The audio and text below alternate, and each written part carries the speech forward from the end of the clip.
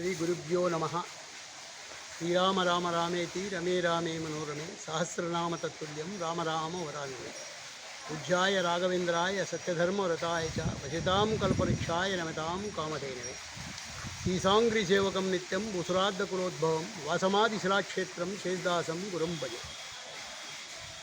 శ్రీ ఆదిశిలాక్షేత్రం స్వయంభూ లక్ష్మీ వెంకటేశ్వర స్వామి దేవస్థానం. మదలకల్లు మొదటి రాయిలో ఈ బ్రహ్మ సృష్టి చేసినటువంటి 86 కోటి జీవరాశులు సృష్టించినప్పుడు ఈ శిల అనే దాన్ని సృష్టించినాడని చెప్తున్నాడు. అంటే మొట్టమొదటి సృష్టిలో సృష్టించబడ్డ రాయిలో ఉద్భవించడం వల్ల ఈ ఆదిశిలాక్షేత్రం సంస్కృతంలో చెప్పబడుతుంది. అదేవిధంగా మొదలు మొదలు అంటే మొదలు, కళ్ళు అంటే కన్నడలో శిల అని చెప్పి మొదలు కల్లులో అంటే మొట్టమొదటి శిలలో ఇక్కడ ఉద్భవించినాడు కాబట్టి మొదలు కళ్ళు అనేది కన్నడలో చెప్పబడుతుంది. మరి అదేవిధంగా మొదటి కాలు సాక్షాత్తు ఈశ్వరుని కోరిక మేరకు బ్రహ్మ దగ్గర పోయి ఆయన కోరడం, నాకు విష్ణువు భుజస్కంధాల మీద కూర్చోబెట్టుకోవాలని కోరిక ఉంది అనడం, దానికి ఆయన స్పందించి నవ్వి మనం త్రిమూర్తులం కదా, సృష్టి స్థితి లయకారకులము, మనకి ఇవేం కోరికలు అనడం, లేదు లేదు నా కోరిక నెరవేర్చాలి నువ్వు సృష్టికర్తవు కాబట్టి అని చెప్పడం. ఆయన వెంటనే నేను సృష్టించినటువంటి రాయి శిల ఏదైతే ఉందో ఆదిశిల అక్కడ పోయి తపస్సు చేయమని చెప్పడం. సాక్షాత్తు ఈశ్వరుడు ఇక్కడ శ్వేత దీపంపై తెల్లటి పర్వతంపై ఆయన తపస్సు చేయడం. తొందరగా రాకపోతే దశావతారాలు కృష్ణ బుద్ధ కలిగి దశావతారాలను సృష్టించడం. అయినా రాకపోవడం వల్ల ఈ పంచభూతాలని శాసించి వాయువుని స్తంభింపజేయడం.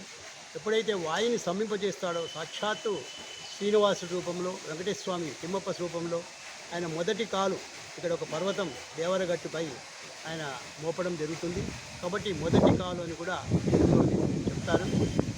వెంటనే లక్ష్మీదేవిని ఎక్కడికి పోతున్నావు అంటే ఈశ్వరి కోరిక మేరకు ఘోర తపస్సు చేస్తున్నాడు, పంచభూతాలను శాసించినాడు, దశావతారాలను స్తుతించినాడు, నేను తప్పనిసరి పోవడం అని చెప్పంటే నేను కూడా వస్తా అని చెప్పి ఆమె ఎడవైపు గుహలో 3 భాగాలు, ముందు భాగం 3 వెనుక 2 భాగాలు ఉంటాయి. లక్ష్మీదేవి కూడా ఎడమవైపు రావడం. అదేవిధంగా సాక్షాత్తు తిరుపతి వెంకటేశ్వర స్వామి శ్రీనివాస రూపంలో, అనిరుద్ధ రూపంలో శంకు చక్రము కటిపదేశము పాదం చూపుతూ నా పాదసేవ ఎవరైతే చేస్తే వాళ్ళకు ముక్తి అని చెప్పడం బాలాజీగా ఆయన ఇక్కడ వెలుగుతున్నాడు. వెనక భూ లక్ష్మీ వరహస్వామి కూడా రావడం జరుగుతుంది. మీరందరూ పోయిన తర్వాత నేను కూడా వస్తానని చెప్పి ఆంజనేయ స్వామి ద్వాపరంలో, ఇక్కడ సాక్షాత్తు ద్వాపరంలో జరిగిన సంఘటన ఇది. అంటే కృతయుగము, త్రేతాయుగము, ద్వాపర అంతంలో, కలియుగ ప్రారంభంలో ఈ శిలయందు ఇంతమంది దేవుళ్ళు ఇక్కడ ఉద్భవించడం దేశ చరిత్రలో ఏ దేవాలయంలో లేదు. మరి వెంటనే శ్రీనివాసుడు తిమ్మప్ప స్వామిగా ఇప్పుడు వద్దు నువ్వు కలియుగంలో రా, ఇది ద్వాపర అంతం కాబట్టి కలియుగంలో రా అని చెప్పడం. లేదు ఆవు వెంట దూడలాగా, చీకటి వెంట వెలుగులాగా నేను మీ వెంటనే వస్తానని చెప్పి ఆయన అంబారి అంటే ఏనుగులు తీసుకొని ఆయన కూడా సాక్షాత్తు ఆంజనేయ స్వామి హనుమ భీమ మధ్వావతారంలో ఇక్కడికి రావడం.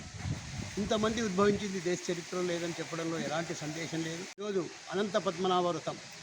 అనంత పద్మనాభ వ్రతం అంటే అనంతుడు, అనంతుడు అంటే దేవుడు.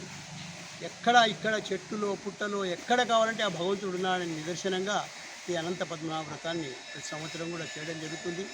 అదేవిధంగా మనం చూసినట్టయితే పద్మావతి నాభియందు బ్రహ్మ, లక్ష్మీదేవి, సాక్షాత్తు శేషపౌనుడైనటువంటి అనంత పద్మనాభుడు, విష్ణువు, నారాయణుడు రూపంలో మనకు ఇక్కడ చాలా అత్యంత వైభవంగా ఎలాంటి అరమరికలు లేకుండా శిల్పంలో మొత్తం అటువంటి అనంత పద్మనాభ వ్రతం రోజు మనం ఇక్కడికి విశేషమైన సేవలు, అభిషేకాలు, ప్రవచనాలు, అనంత పద్మనాభుని కథ, సత్యనారాయణ కథ ఏ విధంగా ఉందో అనంత పద్మనాభుని కథ కూడా అదే రకంగా ఉంది.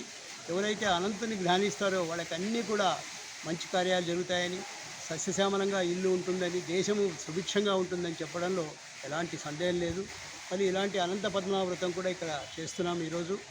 అంతేకాకుండా ఇంకా త్వరలోనే విజయదశమి రోజు కొన్ని సంకల్పాలు చేసుకున్నాము. ఇక్కడ విజయదశమి కూడా బ్రహ్మాండంగా జరుగుతుంది. మీకు అందరికీ కూడా తెలుసు, ఇక్కడ అంగారము, పత్రి పూజాల రూపంలో వాళ్ళు నైవేద్య రూపంలో చేతికిస్తారు. అలంకార ప్రియుడు.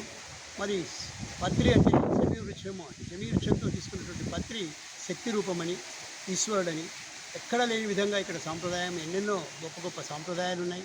మరి ఇటువంటి క్షేత్రంలో మునుముందు ఇంకా ఇది దివ్యక్షేత్రం కావాలని పెద్దల ఆశీర్వాద సుభేంద్రులు, సత్యాత్ములు, విద్యాధీశులు, పడిమాల పీఠాధిపతులు, విశ్వేశ్వర తీర్థులు వీరందరి యొక్క ఆశీర్వాదంతో, జిఆర్ స్వామి అదేవిధంగా ఇంకొక విశేషం చెప్పాలంటే ద్వైత అద్వైత విశిష్టాద్వైతాలు ఉన్న క్షేత్రం దేశం మొత్తంలో కూడా ఇది ఉంది అని చెప్పడంలో ఎలాంటి సందేహం లేదు. సాక్షాత్తు విష్ణువు ఉన్నాడు కాబట్టి, శ్రీనివాసుడు ఉన్నాడు కాబట్టి విశిష్టాద్వైతం ఉంది. కాబట్టి ఇక్కడ ఆగమ సాంప్రదాయం, తిరుపతి సాంప్రదాయం, జిఆర్ స్వామి గారి ఆధ్వర్యంలో, రామాచారి యొక్క గురువు ఆధ్వర్యంలో ఇక్కడ జరుగుతుంది అని మనం భావించుకోవచ్చు. మరి అదేవిధంగా సాక్షాత్తు ఈశ్వరుడే తపస్సు చేశాడు కాబట్టి అద్వైతము ఇక్కడ శంకరాచార్య వారి గురువు ప్రేరణతో శంకరాచార్య గారు కూడా ఇక్కడ ఉన్నారని మనం తెలుసుకోవచ్చు.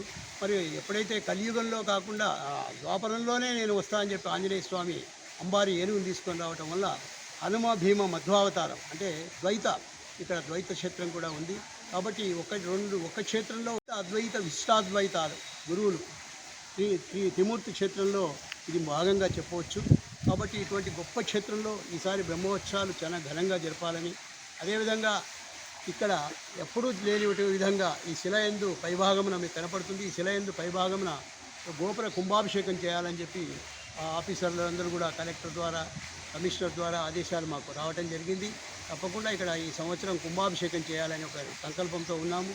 మరి అదేవిధంగా ఇక్కడ ఆంజనేయ స్వామి వచ్చాడు కాబట్టి హనుమ భీమ మధ్వావతార చేయాలని ఈ సంవత్సరం తలచడం జరిగింది. ఆ భగవంతుడు ఈ కార్యక్రమాలన్నీ కూడా చేసి ఇక్కడంతా కూడా మహనీయుల విగ్రహాలు ముందు పెట్టాము. మరి ఇంకా ఎన్నెన్నో కాంపౌండ్ కూడా కంప్లీట్ చేయాలనే కోరికతో భక్తుల సహాయ సహకారాలతో ఎందరో లక్షలాది భక్తులు ఇక్కడ బ్రహ్మోత్సవాల్లో పాల్గొంటారు.